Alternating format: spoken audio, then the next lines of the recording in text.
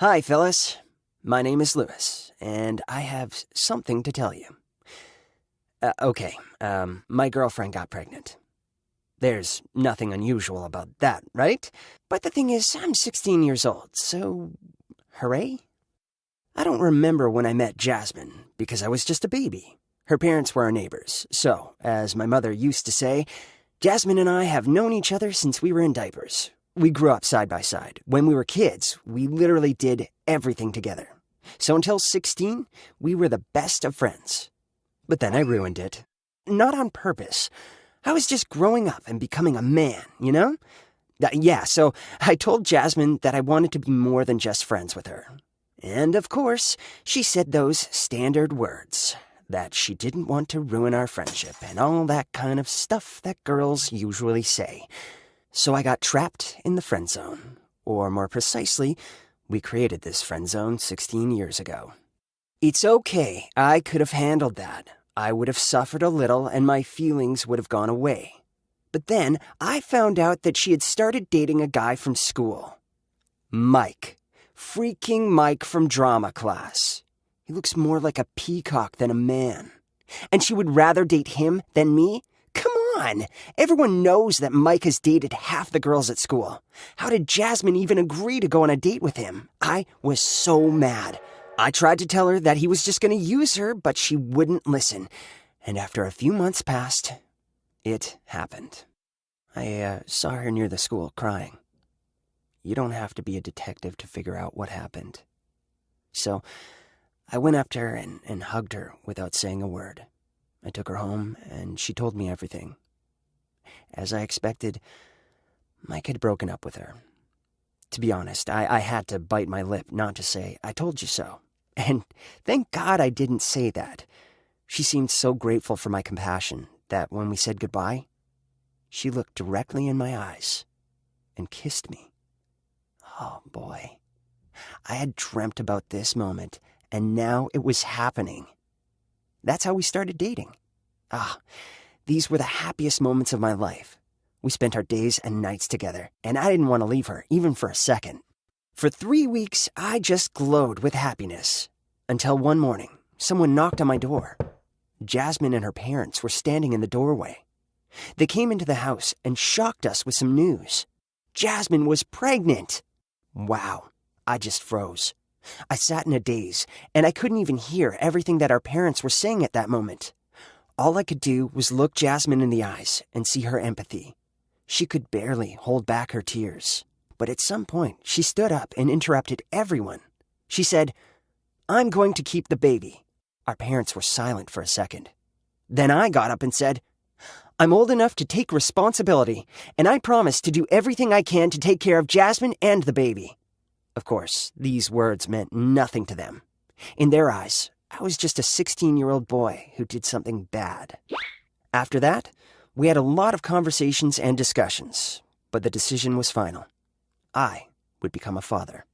I understood that most of all, we needed money, so I started looking for work. Unfortunately, people at my age can only earn money by delivering pizza or working at a fast food restaurant. But I needed a job, so I worked as a courier until the evenings and then worked the fryer at McDonald's. Yes, it was very hard, but in my head there was always one thought that pushed me forward. Soon I'll have a child. And it gave me the strength to work 24/7. Jasmine was also having a hard time. She was pregnant at 16, so everyone around was judging her, even her parents. They never fully accepted that we were having a baby and mostly just blamed her for the mistake. On the other hand, my parents supported us and even told me that Jasmine and I could live with them and turn one of the rooms into a nursery. This support was more than necessary, and I was very grateful to my mom and dad. Things were improving. I'd gotten accustomed to hard work, and I started to make some time to spend with Jasmine. But she was so upset all the time. Something was worrying her more than her parents, and she didn't want to talk about it. I figured out a way I could cheer her up. I was able to dedicate a few hours a week to set up the nursery. I painted the walls, put down soft carpet, put together a crib, and bought a lot of toys. Oh, I even painted different animals on the walls. Yeah, I know, they're drawn badly, okay? But I put my heart into it, so the room looked pretty good. I really wanted to surprise Jasmine, So I took the day off, and we spent the whole day together. We went for a walk, watched a movie, and had a romantic dinner. Finally, she cheered up a little and got distracted from whatever was making her sad. And now, it was time for the main surprise. We went to my house. I closed her eyes with my hands and led her into the baby's room. When we went in, I said, "Our baby will grow up here." And I opened her eyes. She looked at the room for a minute and then began to cry. At first, I thought it was tears of happiness, but no. She started apologizing to me. I was so confused. I didn't know what was going on. And then she finally confessed. I wasn't the baby's father. She said that Mike dumped her because she told him that she was pregnant, and then we almost immediately started dating. She thought that she could hide it, but her conscience was eating her up. At that moment, my world fell apart. All my hard work, all those fights with my parents, were Mike's fault. I felt used. She's carrying his baby, and I'm working like crazy to provide its future. For about a week, I was completely out of my mind. I was just lying in bed, thinking about our relationship and the baby. I was thinking about what to do next. Some of my thoughts were really dark. I was still depressed, but something unexpected happened. In the middle of the night, someone knocked loudly on our door. It was Jasmine's parents. They looked terrified and shouted that Jasmine was in labor. She needed to be rushed to the hospital. We got in the car, and Dad drove us to the hospital. We drove as fast as possible, breaking all the possible rules. At the hospital, Jasmine was put in a bed and taken away from us. The problem is that she was only in her 8th month of pregnancy, so her life and the life of the child was in danger. A few hours later, I was pacing the halls, trying to get all the awful thoughts out of my head. I just kept telling myself that she'll be fine, the baby will be fine, everything will be fine. About 3 hours later, the doctor came to us and asked who the father of this baby was.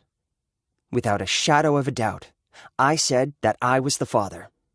Then the doctor sighed and said, "The baby is fine. He's absolutely healthy. Mom's fine too, but she needs to get some rest now."